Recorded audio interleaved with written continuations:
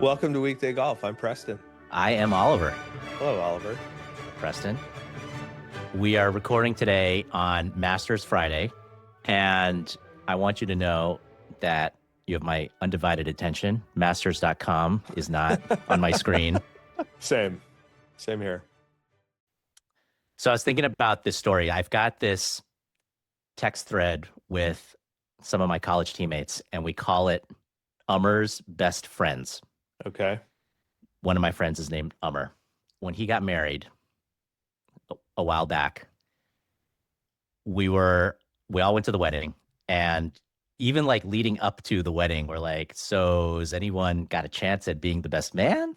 And, he's got a brother, and brother's probably the best man. But the day of, I want to say, he pulls our friend Luis aside, and he's like, hey, man, do you mind saying a few words at the reception? Me and a couple other buddies who Andy and Alex, we're like, what are we, chopped liver? And and so we didn't get the call, but that's fine. Fast forward to the reception, and there's an MC for the evening. And now it's time to do speeches. And the guy is like, and now we'd like to bring up someone special.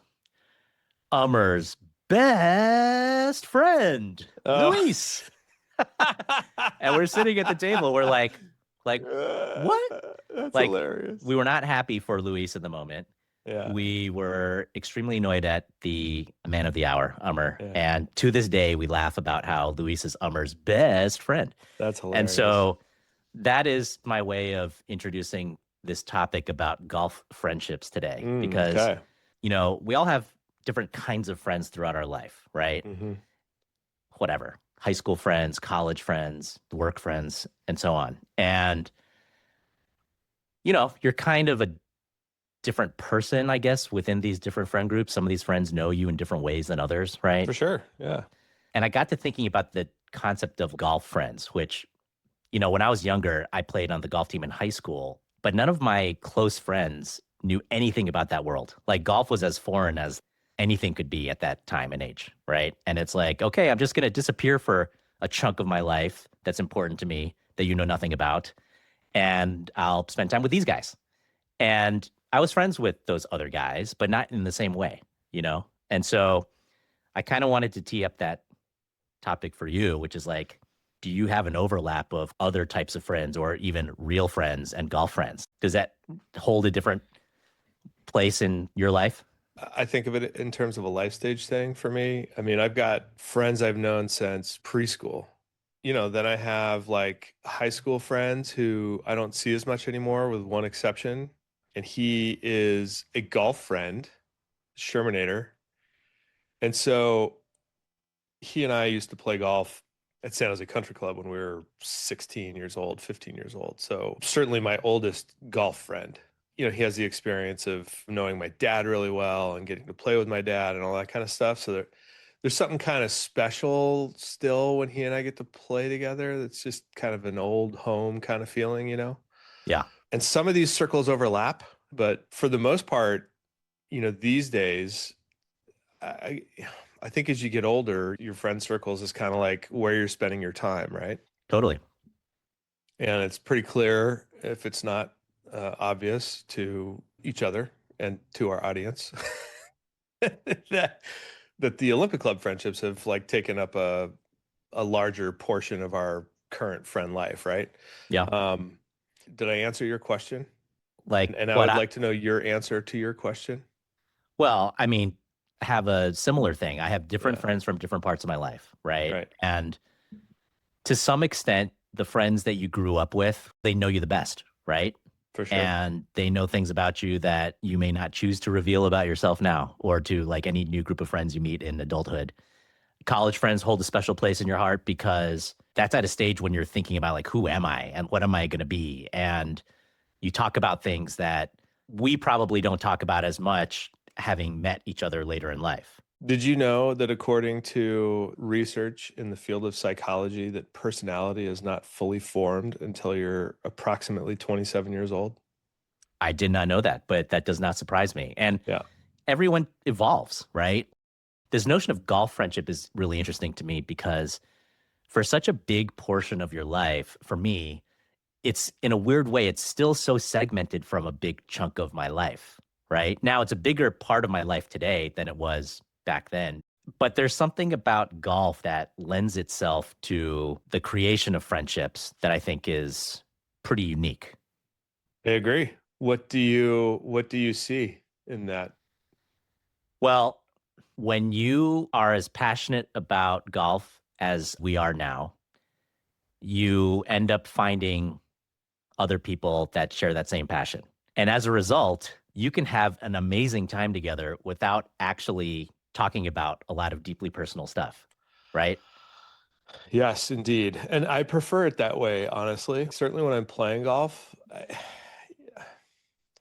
and I don't begrudge somebody who's like, "Hey, how's it going with the family?" or like, "Hey, what's going on with work?" But I don't want to talk about that stuff while I'm playing. You know what Right. I mean? And so I gravitate towards the people who don't want to talk about that stuff while they're playing golf. Yeah. But then I guess the question is, do you have any interest in getting to know people at that level outside of golf? Because what's unique about golf is I agree with you. Like it is a sanctuary. Hmm. And so the space that you have to not feel like you have to talk about that kind of thing because you want to enjoy the playing and that different type of camaraderie is there. And it's a long time, right? Unlike pickup basketball or something, you're out there for up to 5 hours. So the space is there for you to make of it what you want. If you want to have a deep and meaningful conversation with someone, probably not someone you just met, but if you want to like really get into it with a good friend when you're on the golf course, you can do that. If you're not in the mood for that or you're playing as a single with three strangers, you can have space to lock in and just focus on your game too, you know? I find it easier to like if you're playing with three strangers, I feel like you're more likely to try to discover things about each other during the course of the round. Mm, Maybe you get lucky and play with three people who just want to play the game and focus or whatever yeah. and like share some friendliness, but like I don't need to get into like my life story in a golf round with three people who I just met. But that said, I think you're more likely to. You know what I mean? Like, Right. Because the situation allows that to happen. right. You probably would sit a little more on the extroverted side. I would sit a little more on the introverted side. Do you even want to make new friends at this stage of your life? No, not really. I mean, I'm Yeah. happy to. I'm blessed with a lot of friends, and that's wonderful, right? I think friends and family are the most important things in life, not in that order. I think family and then friends, and Yeah. but like friendships hold an incredibly meaningful place in my life, and I value them incredibly highly. Do I need new friends? I don't. Yeah. I So don't. when you go to the golf course, you're not necessarily looking for friends. Yeah, I mean, I don't know if I'd put it that way. I think it's important to be friendly, and I end up with new friends. My challenge is feeding and nurturing the friendships that I have because I'm extremely busy. And again, blessed with so many of these friendships that like giving all of them the attention that I would like to is sometimes challenging. It's hard to do. It doesn't mean like I'm not interested in kind of seeing you and knowing what's going on. I have probably an above average ability to remember people's stories. I don't know if it's one of the reasons I became a therapist, but I think it's probably one of the reasons that I'm a decent one because I can kind of remember something that somebody told me. And that allows me to maintain probably a greater number than average of social relationships. The easy fix to that would be to say, let's you and I play one less time so that you can make space for, someone else to catch up with. Yes, except for perhaps then those rounds give each of us something that we really need in our lives these days, which is like quiet time with a guy you know really well, Yeah. and you're not having to catch up about everything all the time, Yeah. Yeah. Yeah. right? So therein lies the rub. But at the end of the day, like what you do is who you are, so to speak. And that safe haven, that sanctuary is pretty important. Yep. What makes someone a good hang on the golf course? I think, ironically, given everything we just talked about, I think they're interested in what's going on in your life. And you just give them back nothing, but that's cool. Yeah. No, but I think, it's, I don't want to dive too deep into it during the golf round, but just like, hey man, how you doing? That covers it for me. And then it's out. And then I feel as though they have a little bit of an understanding of where I am, or vice versa, right? Like I will certainly be the guy that asks you, how you doing? I'll know if you're not giving me the full answer. And then like, you probably don't want to. And that's Right. fine too. And I'll Yeah. leave it alone. Right. Like the term self-awareness comes to mind, and Yeah. it's like self-awareness on many, many levels. There's self-awareness from an interaction perspective, to your point. Like, Yeah. look, I don't want to get into all of that.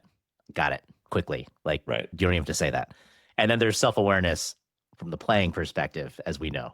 Just like a beautiful pickup basketball game when everyone is on the same page, when that's happening in golf and you're with three other people who, the rhythms of the playing are aligned. Like, that's a Right. beautiful thing, Right. right? Yep. We played with a friend of ours who lives out of town, Max Kerno, a couple weeks ago, and we both were Yes. saying after the fact, that dude is a great hang. Friendly, interested, good stories.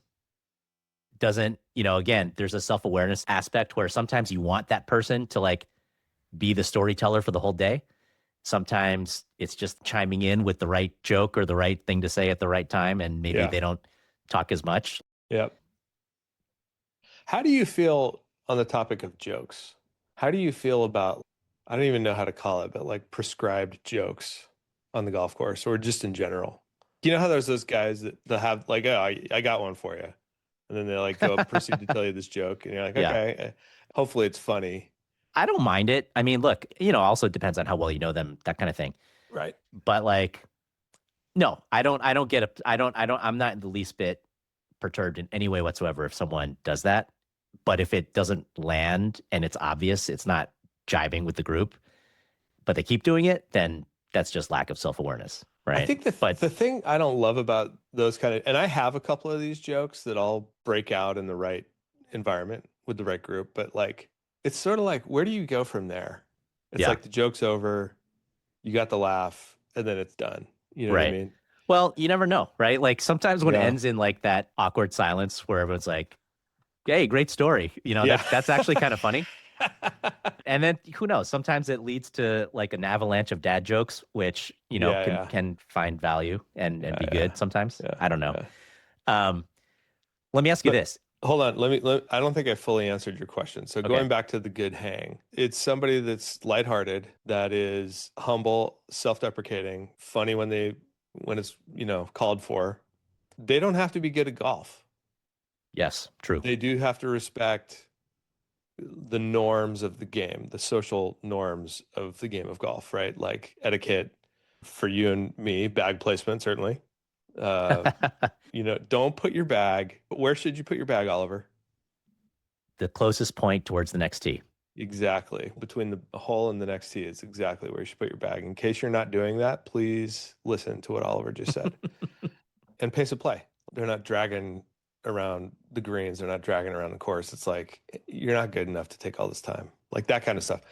And there's guys who are stronger in some areas than others that I still love to play golf with. There's guys who maybe take a little bit more time around the greens and like, I'm thinking of one guy and he's going to hear me and I'm not going to call his name out, but he knows who he is. And it's like, he's trying to get better. And I respect that. You're my friend. I will be patient with you.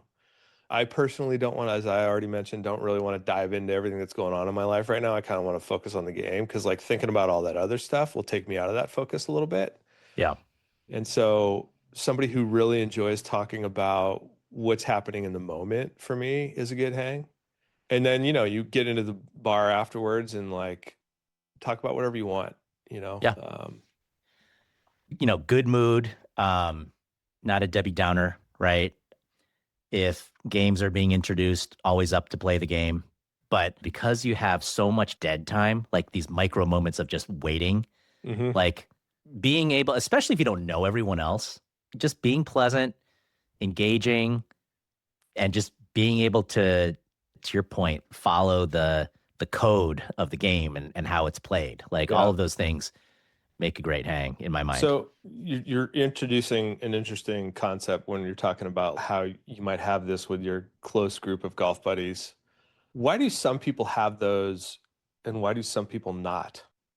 That's a good question. Well, so one obvious thing is just access, right? So we're lucky we play at a place where we have this community, and whether or not you find that community immediately, there is a community there. And so, if you're a weekend warrior and you're bouncing around from course to course, those things help. Like, can you find a buddy and, you build from that? Can you join a group? Like a lot of these clubs have men's groups or women's groups. Can you join? You're probably going to find like-minded people who are similarly interested in the game, right? Right. Inherent personality. Some people are more introverted, some people are more extroverted. And so for me, like I kind of let friendships come to me generally in my life. Like I'm not the person who's proactively shaking hands and meeting people and throwing a lot of darts on the board, so to speak. I'm just going to act the way I act. And if someone sees something that they like in that and they come to me, that oftentimes starts a friendship in my case. But at the same time, if you're just very not proactive in trying to find a group, it's hard for it to come and get you. Like Hmm. if someone asks you to play and you keep saying no, at some point they're going to stop asking you. When I was in a situation where, hey, I wanted to grow my network, I would say yes to any game, even if it wasn't perfect for me for whatever reason, scheduling wise, or, I don't know you very well. It's just like, why not? Like, how else are you going to do it? Right. So, like, having this, like, say yes attitude, I think can unlock those friendships. When I first joined Olympic, I would join random groups just to kind of like start to get to know people. Yeah. And I don't really do that anymore, but I did get to know some people when I did that once upon a time. Actually, one guy, Chip Cooper, I met by joining a Oh, random group at the shout club. out Chip. And maybe you have surpassed him in the total number of rounds I've played Okay. with a fellow Olympian at this Okay. point, but he's probably top two because we Yeah. just had like a decade of rounds playing together. But like I didn't know at the time that I was going to meet a dude who would become a friend for the next to this point, whatever it is, 16 years later, you know. Yeah. It's interesting. So, we called our we've called our podcast Weekday Golf. And well before we did that, like before you and I even knew each other, and tell me if this is relatable. There's always somebody that you can find to play Right. golf with Yeah. on a weekday, right? Like that's been my Yeah. experience like for the It's last 20 weird. plus years. It is weird. Well, up until COVID, frankly, I was not a weekday golfer ever Hmm. because of work. I mean, it's just like non-negotiable. Like there's just no way I'm ever going to play golf Monday through Friday unless it's a Yep. holiday. Same here. And then you get, life stage, the world changes, more flexibility. If you have a place that you can go play, even if it's for, an hour, like at 5 o'clock or something, that kind of changes the tenor. And to your point, like, my wife jokes that she has jokingly referred to me as like one of the mayors at our club. And I'm like, you have no idea how many levels there are. There's like, I'm like the eighth deputy mayor. If you want to label me mayor, I'm like nowhere near close to the mayor. I'm looking at a guy who might be the mayor, but like it's crazy. Like you go out there and, you know, God bless the people that have the opportunity to do that. But Right. um you're right. It's crazy. There's always people there. There was a guy, I love this guy, and I haven't seen him in so long. His name's Chris Balsoni. Back then, he was like, I don't know, a sales guy or whatever, but like he was my guy. And like we would go play Presidio or Harding sometimes during the week because Yeah. I've always had a flexible schedule. I might credit him with saying that for the first time. He's like, "There's always somebody to play golf with on a weekday." Miss you, Chris. In case you hear this, wish we could play golf together again Yeah. soon. I want to go back real quick to this notion of the hang. If you're not playing well or your headspace, might be in a slightly different place on a particular day, is the hang enough? I think it depends on your perspective in the moment, right? To answer your question, just for myself, we all have these rounds where it's just like not going the way you want it to, you know, and you don't know necessarily. I feel like I don't know until the back nine how that looks because I could have a front that I don't love and be like, okay, well, I could still try to rescue something here on the back. And then if it like starts and it's not going well, it's just like, okay, it's just not my day. And I'm just going to focus on enjoying my guys, my Yeah. people that I'm out here with. I would say that most of the time, I think you and I are playing decently. Some days I'm feeling looser and telling more jokes, and some days I'm like, oh, I got a round going. I'm going to focus up on the game. And so it just depends. So, like, yes, it can be enough, long answer, Yeah. I mean, in your short case, it's answer. clearly like on any given day. On my end, the only way I'll explain it is like, the hang alone is not enough. Mm, I have to be at a level of playing that is to my high level satisfaction. So if I go back to college, I'm playing with a bunch of guys that I really like. Many of them are my best friends today, to date, but my golf was terrible. mm. I did not enjoy myself on the golf course at all, despite being with really good friends. And even when I joined You our had club, that was kind of a different pressure though, right? Because you're like, I'm on a team. yeah, I guess so, but I didn't feel pressure because I was on a team. I felt extreme frustration because I wasn't playing the way that I thought I should or could play. Right. And no level of hang could make up for that. There is an element for me of if I'm not doing this well, and well doesn't have to mean better than everyone else. It just means well relative to what I think I should be doing. Then, like, I could have a great hang not playing golf. I'd rather do that. Right. And even when I joined the club that we play at now, I probably had 9 years of blah with golf. My community was smaller than it is now, but I wasn't willing to lean into it because of not feeling great about how I was playing. And so there was a magical moment for me that it kind of flipped. Did it flip because the community got bigger, or did it flip because I got a little bit better and more consistent? And that allowed me to dive into the community. It was the latter. Like when I first started playing more, all it took was about 3 months of just playing a little bit more. But it got me to a place where I'm like, ah, I'm enjoying the game. Now I'm going to lean into these friendships. So now the hang, I would say, is like way up there in terms of the soul of golf for me and what I care about. But there needs to be this layer of I'm happy when I play. And happiness for me requires like some baseline level. How does that translate in microcosm? I'm thinking of myself the other day, but Yeah. I want to know your answer. So I par one and two, then I blow my tee shot right on three, and it lands on like the fourth tee box. Okay. I didn't hit that shot well, but then I made a pretty good 80-yard pitch shot that stayed on the green, and I still had a chance for par, but I saved a four. Could have been a five. In the moment of those for you, how does your mind cycle through what's happening? That stuff is totally fine. Like I love like the okay, let me figure this out. Like Okay. how can I try to like salvage it? I'm talking more like let's say I shoot like 5 of the next 10 rounds are like 86s. Then I'm like, okay, you can throw your dad jokes at me all day long, but like I don't give a bleep about that. Like I Yeah, am yeah, trying to yeah, get back to my game. It's more like if and when it's prolonged. The hang is not going to overcome my frustration with that. To get back to that community aspect, I was playing a couple weeks ago with a friend of the show, Albert Lee. Shout out Al. And we were talking about how someone was asking him his perspective on, hey, I really want to join a golf club. I'm thinking about X versus Y.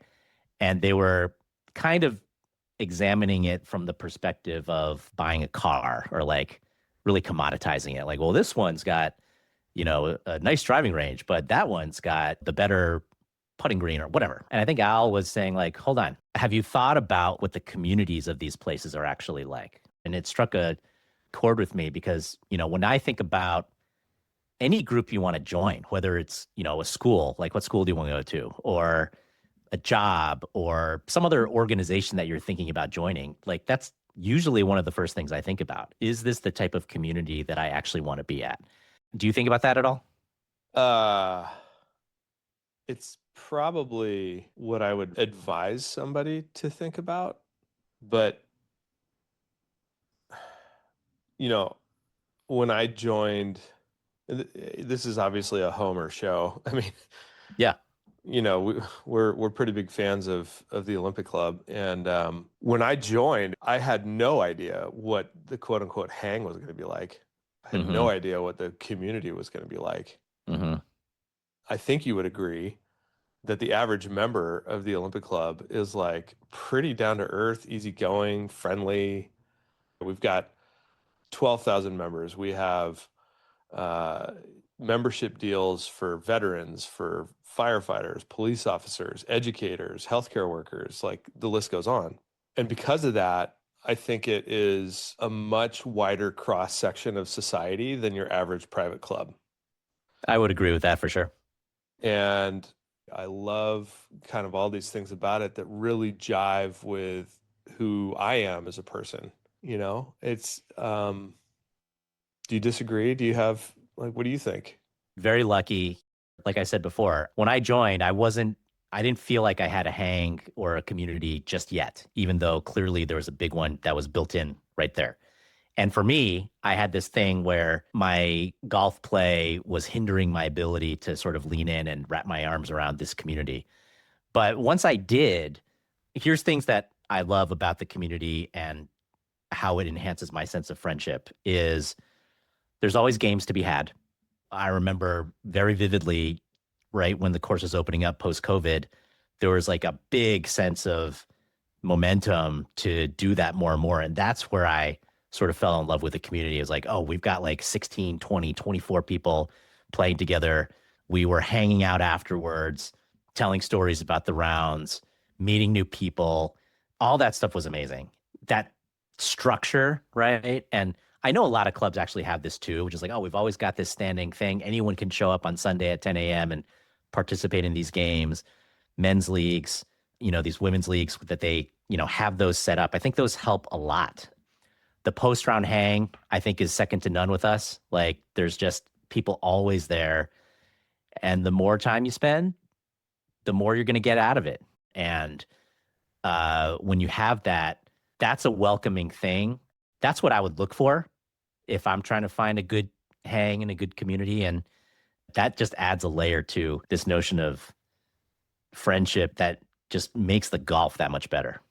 So to Albert's point that he was making to his friend, it's like there's this culture, there's this community that's really, and I think you would agree. Yeah, you like let's start with the baseline of is this golf course I'm going to play all the time? Awesome. Do I want to play it all the time? Sure. Okay, then the next checkbox would be do I like the people? For me, like that's certainly my checkbox. I don't want to join an awesome golf course that like I don't enjoy hanging out with the people. Yeah. And at the end of the day, that is way more important than the quality of the golf course, in my opinion. Yeah. Again, I was talking to a friend who was like, yeah, like after the round, everyone just kind of disappears. Like everyone just gets out of there right away. And I don't really feel like I've got a community when that's the case. Yeah. And so you ask yourself, like, okay, play like on a lovely golf course and you enjoy it. Is that enough? Probably It depends on the person. probably depends on the person. But I think, there was a time when I would have said, yeah, that's enough. But now, having had this experience of enhancing my own enjoyment of the game because of the people that I play it with, like I would much rather have the latter than only the former, right? And if that means it's not quite as good of a golf course, so be it. Life is short. Enjoy Right. it. Yeah, agreed. What do you, I mean, I think we just answered the question a little bit, but are these all the things that you would tell somebody who doesn't have this? Like this is what you look for, right? Yeah. Basically, if you find the place that you think has that culture, you still got to say yes. You still Yeah, got to show up. You got to be consistent. And you're right. eventually it will happen. Don't be afraid of expanding your golf friendships. So I guess today, the overlap in my world of golf friends and friends that I just sort of feel like I know at a deeper level has expanded big time. There is still a weird thing where, to your point, we don't talk a lot about work and that sort of thing. And so there is still a little bit of a separation. Well, And you and I talk plenty about work, I would argue. well, now we do, yeah. But it's a different kind. Golf enables I guess, a different kind of connection. Yeah, I think we've alluded to this before, but golf has the ability to reveal things about you to others that direct examination or questioning would not, too, right? Like you're showing who you are when you're out there because you're actively managing frustration, disappointment, success, being around other people. I would argue that you and I are pretty self-aware guys. We can pick up on a vibe. And it's not as though you need to ask directly the question of how you're doing sometimes to understand or know, this guy's maybe having a moment. I'm going to leave him alone. Hmm. Or maybe this guy's got something he needs to get off his chest. I'm going to ask him about it, that kind of thing. Golf allows you to do that because you see the emotional experience somebody might be having sometimes. You've certainly seen me have an emotional moment or two on the golf Yeah. course. And like, you're like, hey, dude, are you all right? Like, I'm like, no, I'm really frustrated because blah, blah, blah, blah, blah. And then the moment, like it's okay to ask about it and get it out. And I think because golf takes roughly 4 hours to play, that's a big chunk of your waking hours, right? Let's say you live the recommended daily life of 8 hours of sleep and 16 hours awake, which I don't think you and I do, but you're talking about 4 hours of those 16. That's a 25% of your waking hours of a day. That's a big chunk of day. That's a big chunk of life. And so, in my opinion, and perhaps you share this opinion, I will let you speak for yourself. It matters more because you want you want to spend that big chunk of time in a way that, I mean, it's a multiplier. Like the relationships, the friendships, it's a multiplier of that time, right? And you're going to be spending it with probably three other people. And that puts a lot of importance on the time spent with those three people. And so you want that time to be well spent.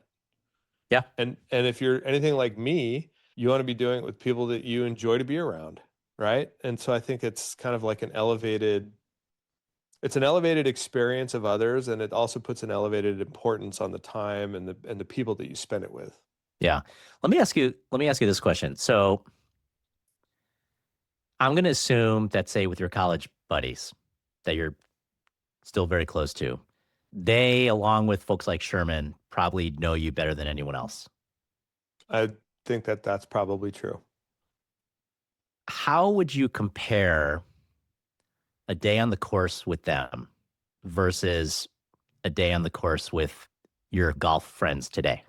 I know that the level of seriousness around golf is probably going to be different. Hmm. How would you contrast those two experiences? Well, you know what those college buddies don't know? They don't know what I'm like as a golfer. So Hmm. they're going to see a different me. They're going to see what I'm like now. I'm going to take my buddy Chris, a fan of the show, Birdwell, who you met the other day. We've played golf together before, but he has no idea what I'm like on the golf course. I hosted his son, JP. Shout out JP. Nice round the other day, dude. So Chris is now introduced to a facet of me that he didn't really know very well before. Yeah. Now he brings to that a whole host of experiences from back in the time when we were 18 to 22 years old. And the relationships with those guys, it's like, yeah, it's a WhatsApp thread, right? You're still kind of cracking Well, now jokes, it and is, but it's now it but is, it's but grounded in like, yeah, it's yeah, grounded in a lot of history and stuff. And so like you kind of generally know what people are up to, but what they're like in the moment is different, yeah. right? So a round of golf with college buddies would be more like it's more catching up, probably in person catching up. And my college buddies are probably different than your college buddies because it seems like a lot of your college buddies are golfers.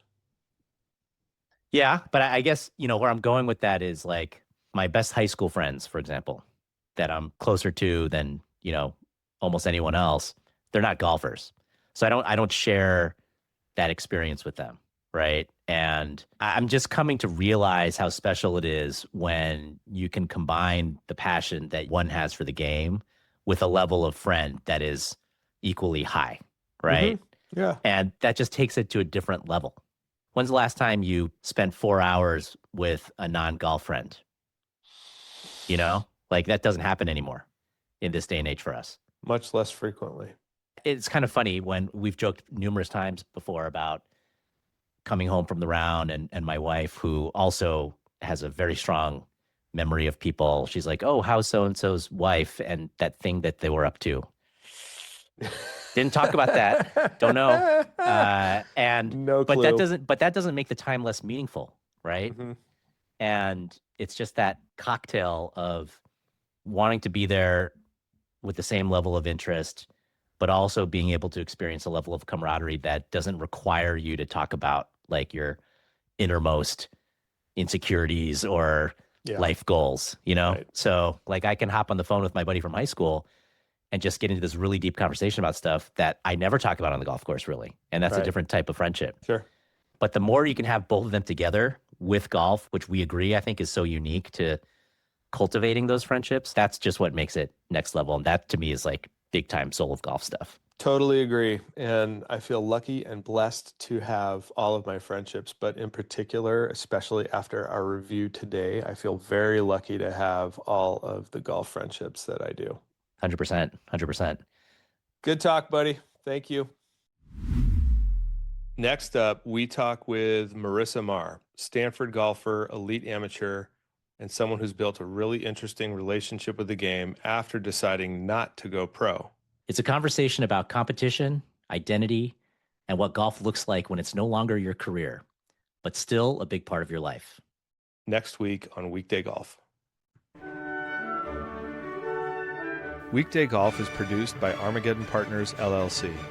You can follow us on Instagram, Facebook, YouTube, and Twitter/X. Let us know what you want to hear about at weekdaygolfpodcast@gmail.com.